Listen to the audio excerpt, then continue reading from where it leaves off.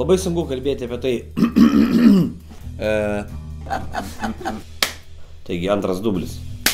Vaikas stovi prie durų. Bet tai yra visiškai netiesa. Dublis trečias. Tapsime tais vaikais, kurie galės savarankiškai praverti duris. Ne, kažkaip durnai. Dublis ketvirtas. Ok? Tai bus visiškai skirtingas ir visiškai tai, ką mes darėme prieš tai, nepanašus projektas. Tai visą laiką pažiūrovų įdomu. Taigi kviečiu visus į vienintelio profesionalaus improvizacijos teatro Lietuvoje Kitas kampas, naują premjerinį spektaklį Durys. Na, aš nieko kito negaliu palinkėti žiūrovams, kaip tik tai geros nuotaikos, tai ką jie visą laiką atneša į mūsų spektaklius ir atsipalaidavimo. Scenos ketvirtos mūsų teatre nėra.